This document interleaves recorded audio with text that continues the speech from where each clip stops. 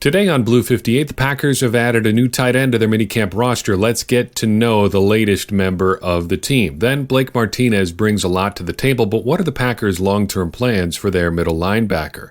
And may they have told us already. Blue 58! Hello and welcome to another episode of Blue 58, the one and only podcast to thepowersweep.com. I'm your host, Jon Meerdink. Happy to be with you here for another episode. Got some good stuff to talk about in this one. Most of it, like I said up top, Blake Martinez. But first, let's dive into the discussion on Pharaoh McKeever. Cool name, new tight end, and he's a big one. 6'6", 253 pounds, according to Packers.com, and pretty athletic to boot. Not overwhelming, but not really a slouch either. 4'7" in the 40, a 31.5-inch vertical, 119 inches in the broad jump, fairly explosive. Everything else about him, though, is kind of unusual. He has had quite a journey to get to Green Bay. Dating back to high school, he's played 5 different positions: quarterback, safety, wide receiver, defensive end, and tight end. He started his college career at NC State as a wide receiver, but spent his entire first year at NC State redshirted. That's not uncommon, but he spent it as a wide receiver before moving to defensive end before spring practices, before he headed into his second season in NC State. As a redshirt freshman, he moved to defensive end and did fairly well. He had a few decent plays on the year, including a spectacular 82-yard interception return for a touchdown, and it looked like he was kind of rounding into form. His redshirt sophomore year, 2015, was even a little bit better. He played defensive end all season, but then was moved to tight end just before bowl practices start. And he did all right there, considering he had only been playing tight end for a few weeks. He caught an 82-yard touchdown pass in NC State's bowl game in 2015. In 2016, he doesn't really get many opportunities, though he's playing tight end full-time at this point. He graduates, transfers to Florida International University, and finally gets a real opportunity to show what he can do. 27 catches, 301 yards, and 3 touchdowns as a redshirt senior. So an okay athlete, an unusual past. Is he any good? Well, probably not. He was the number 37 rated tight end in the class, in the 2018 draft class, that is, by NFLDraftScout.com. They're fairly reliable with their ratings, so I would consider that a pretty fair assessment of this young man. But on the other hand, even though he hasn't really shown that he's a great player so far, he's the kind of guy that I think is worth taking a short look at. These are the roster churn type guys. You're going to sign and release a whole bunch of these guys. You're not really expecting anything at all, but you bring them in, you take a look at them for a couple weeks, and if you don't like what you see, you cut them loose, and you try to bring in some other guy who's got some unusual physical attributes and may or may not be a great athlete. That's how you find those kind of diamond-in-the-rough type players. They had some success with that last year. Maybe McKeever is the next one in that, process. He may not be. He's probably not going to be. But that's not really the point. He's an interesting guy, and it's been interesting to read a little bit about his story so far. Let's talk about Blake Martinez. Callum got in just after the deadline for our last episode when we did a few reader or listener questions, but he asked such a good one, I want to take another look at it here. He asks, is Blake Martinez the most important player on the Packers defense, and should we be more concerned that he is entering a contract year and unlikely to be re-signed? 2 questions, Callum. I appreciate it. Get your money's worth there. Good stuff. Love the hustle. First question, is Blake Martinez the most important player on the Packers defense? I think there are 3 contenders for the most important role: Kenny Clark, Blake Martinez, and Jaire Alexander. Here's why. Kenny Clark is the best player on the Packers defense. I don't think there's much question about that at this point. Everybody's pretty aware of what Kenny Clark can do. Now, Jaire Alexander is the best player on the defense's most important unit. The Packers need a lot out of their secondary this year. If their secondary fails, it doesn't really matter how much they spent on Preston Smith and Zadarius Smith and how high they drafted Rashawn Gary. If they can't cover, it's not going to matter. They need Jaire Alexander to be good. And he's probably the single most important player in the secondary. If you wanted to argue it's Adrian Amos or maybe even Darnell Savage, I probably wouldn't argue a whole lot. I think it's Jaire Alexander. Martinez is the best linebacker. And when I say linebacker, I mean not the edge rushing linebackers. I mean the inside linebacker types. He's the best one of those that the Packers have. He never comes off the field, and he wears the communicator headset. 3 really important attributes. They have no one left on the roster who has even done that job in the NFL. Clinton Dix was the only other person on the Packers roster who had, and he is now in Chicago.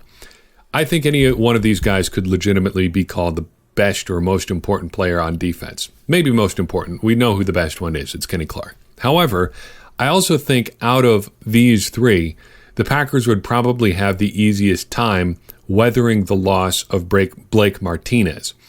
Most of his value and most of what gets him into the conversation for most important player on the Packers defense are kind of soft skills, which are huge and difficult to replace in the short term.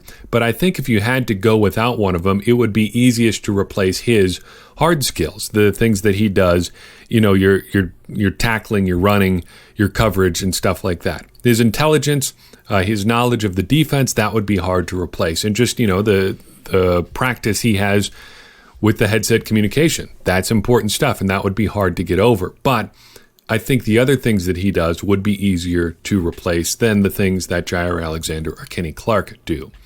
So is he the most important? No. Is he still very important? Yes. Then Callum asks, should we be more concerned that he's entering a contract here and unlikely to be re-signed? A little bit wonky on the phrasing. So I'm reading this, and Callum, if you read this or listen to this and this was not what you were asking, correct me and we can get that answered for you. But I'm reading this as, should we be concerned that the Packers haven't re-signed him yet? The answer to that question, of course, depends on whether or not you think the Packers should re-sign Blake Martinez. So let's try to answer that.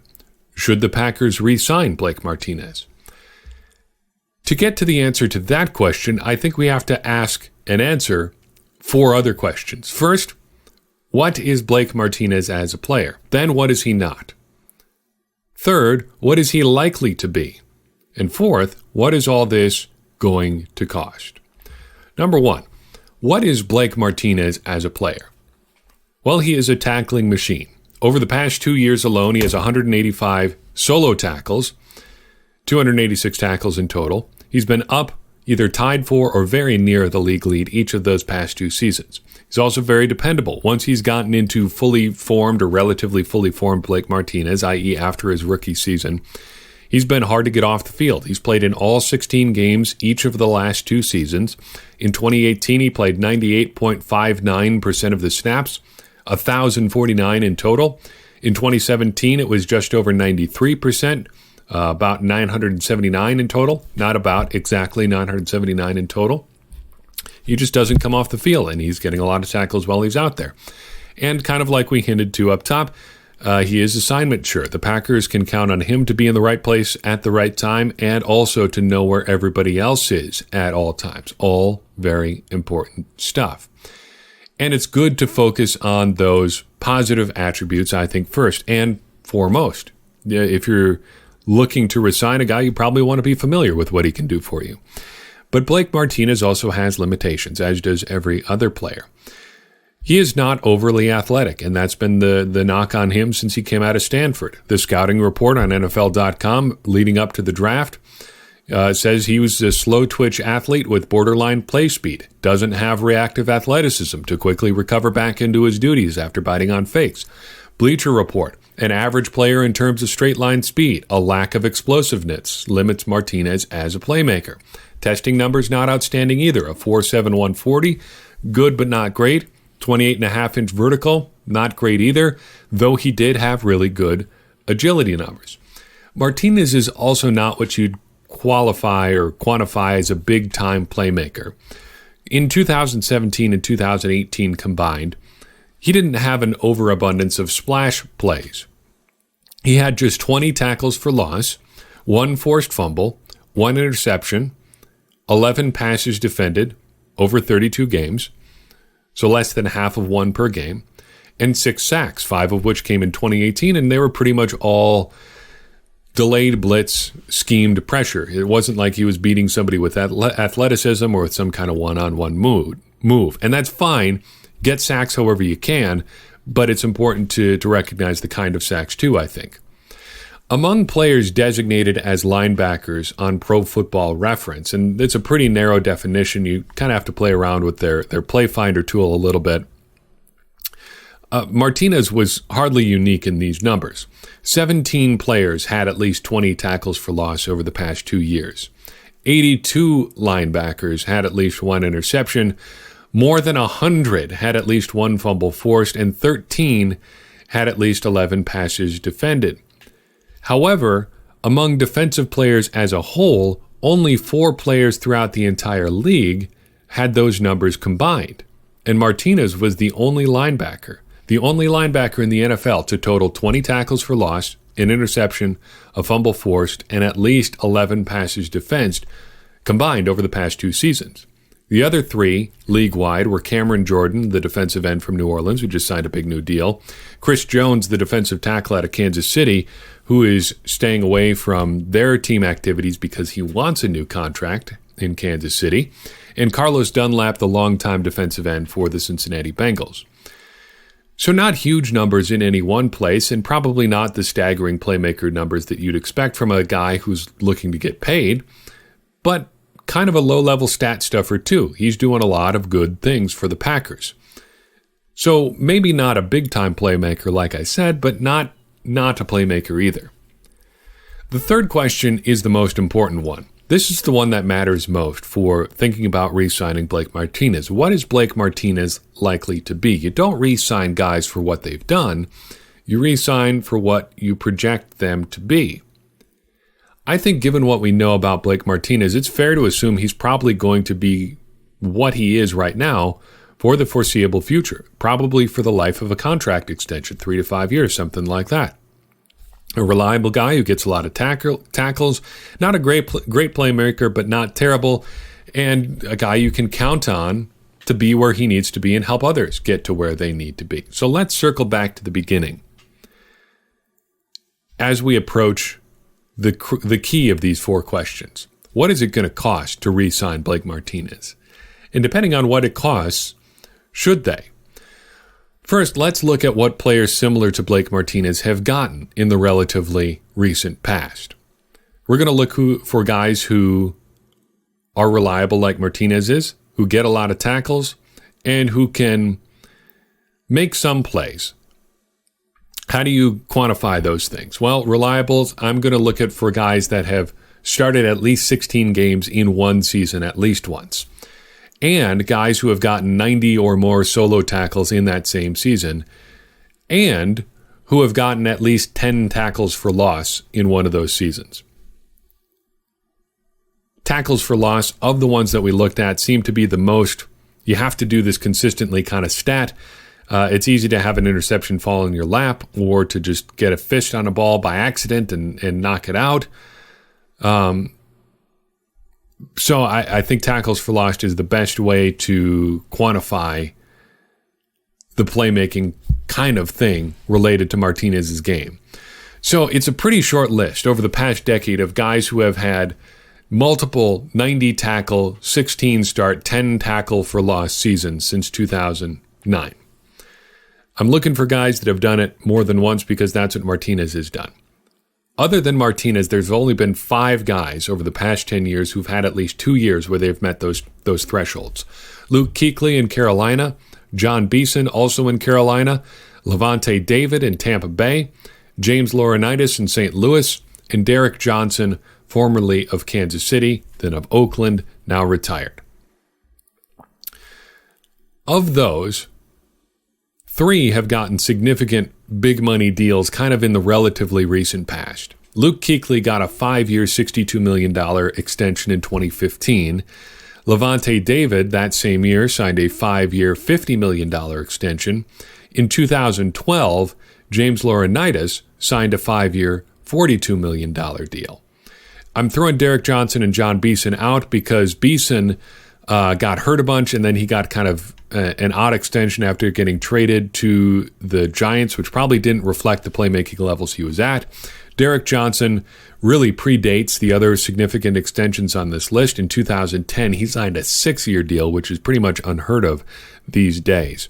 So we're kind of throwing him out there. So 5 years, $62 million, 5 years, $50 million, 5 years, $42 million. That's a fairly good ballpark for Blake Martinez and the numbers that he could be looking for in his contract extension.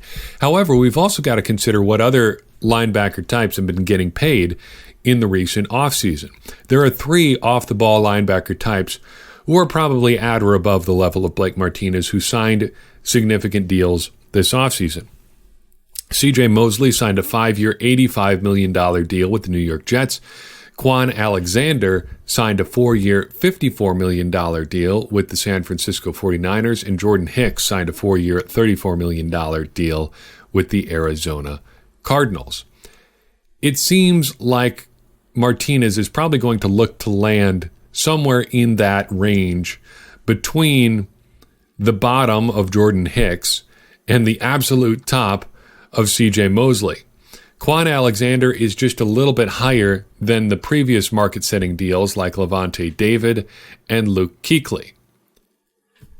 His contract currently works out to an average value of $13.5 million per year. That is the number 2 figure among all inside linebackers per Spot Track. C.J. Mosley has the top number right now because he signed an absolutely ridiculous deal with the Jets, who have more money than they know what to do with.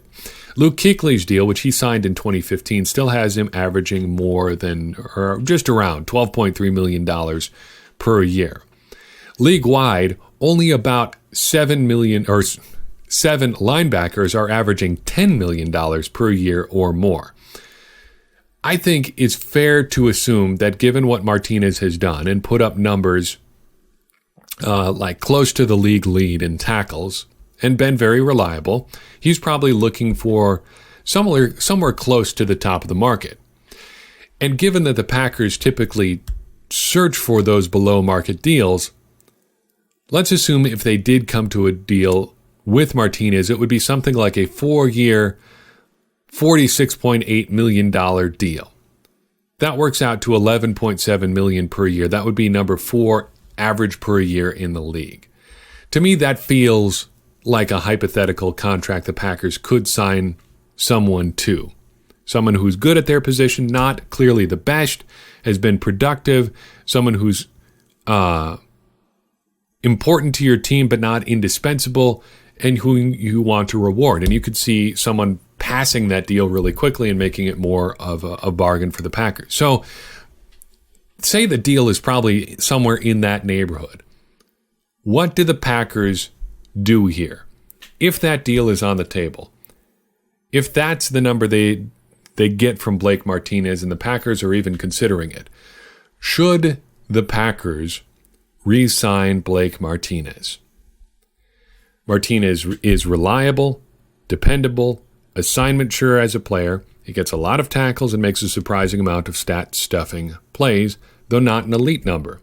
He's not an elite athlete either, and he's not making tons and tons of those splash plays. And he's probably going to cost, like I said, about $12 million-ish a year. If that is the sell sheet copy on Blake Martinez, and that's the price tag, if it's me, if I'm Russ Ball or Brian Gutekunst, I think I pass here. I don't think if they have to pay top of market or close to top of market deal for Blake Martinez, the Packers should do this deal. I think if you can find linebackers easier than just about any position on defense. Not necessarily like great ones, but serviceable ones. And while the Packers really haven't had elite defenses for most of the past few years, I don't think it was inside linebacker play that was ever really holding them back. And I don't think, even if it was, that Martinez is the solution to those problems. So to go all the way back to the beginning, to Callum's question, should we be concerned that the Packers haven't re-signed him? I don't think so, because I think it's going to be expensive to do so, and I'm not sure that's a good investment. And I think this is the Packers telling us what they think of both the inside linebacker position and Blake Martinez that they haven't. The typical Packers playbook is to extend early. Look at their 3 or 4 most notable recent extensions. Aaron Rodgers signed way earlier than people thought that they should have, and now people are already passing that deal. Can you imagine the size of the check that they would have to write Aaron Rodgers if they had waited until this summer. Devontae Adams signed a deal probably earlier than he would have had to, and now it's looking like an extreme bargain. Corey Linsley, the same thing.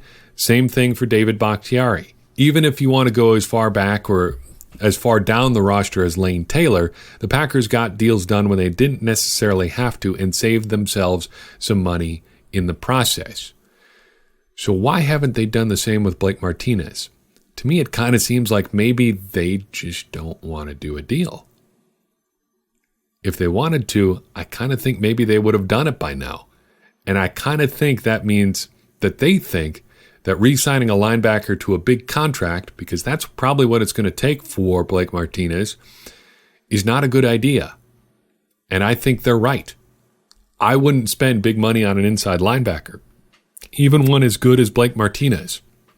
I think they have other areas they could spend that money, and spending that money in those other areas would be a much better choice. While I've got you here, I want to talk really fast about something that Mike Pettine said in his news conference today. As quoted in the Green Bay Press Gazette, here's a brief paragraph that they wrote. They said, quote, Mike Pettine, when asked where he wants to see the biggest improvement from last season, he says, and this is his quote now, one area I don't think we were very good on was first down, especially against play action.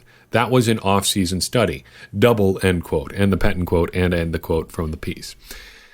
The Packers indeed were abysmal on first down on defense last year. I don't have the exact number on play action, but just by pure yards per attempt, the Packers were worse against the pass on first downs than any other down by a wide margin. They were the best on third downs, giving up just 4.8 yards per pass attempt. Second best was fourth down, just 5.8 yards again, so a yard worse but not terrible. Second down, not so good, 7.7 yards per attempt passing for other teams against the Packers defense. But on first down, they gave up a whopping 8.4 yards per attempt. That's absolutely crazy.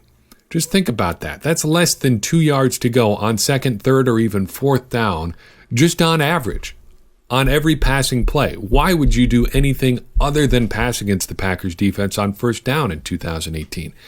It boggles the mind. If the Packers are going to improve anywhere on defense, that is a good place to start. And that, to circle back to our discussion about important players on defense, is why I think guys like Jair Alexander are so important to the team this year. Rushing the passer is great, but if they don't have anywhere to go with the ball, that's even better. And then those pass rushers can really clean things up for you. That's one thing I'm going to be watching this year, and something that I think could have a big effect on the Packers defense. That's all I've got for you on this episode. Thank you so much for listening. I do appreciate everybody who takes the time to download an episode and tune in. If you liked what you heard and want to help us keep the good stuff going, leave us a rating and a review on iTunes, and be sure you subscribe. That helps more people find the show. If you'd like to take your support to that next level, head to patreon.com/thepowersweep and donate $1 per month. Just a buck is enough to help us offset our hosting cost for the podcast and for thepowersweep.com, and we really appreciate it as well. And don't forget to check out our great t-shirts and sweatshirt by clicking the shop link at thepowersweep.com. If you got an idea for the show or just want to say hi, reach us through thepowersweep.com on Facebook or Twitter, or by emailing thepowersweep1959@gmail.com. We do appreciate everybody who takes the time to reach out, because everybody who reaches out helps make Blue 58 and the Power Sweep better, which helps us make everybody smarter Packers fans. And as I always say, smarter Packers fans are better Packers fans, and better Packers fans are what we all want to be. I'm your host, Jon Meerdink. We'll see you next time on Blue 58.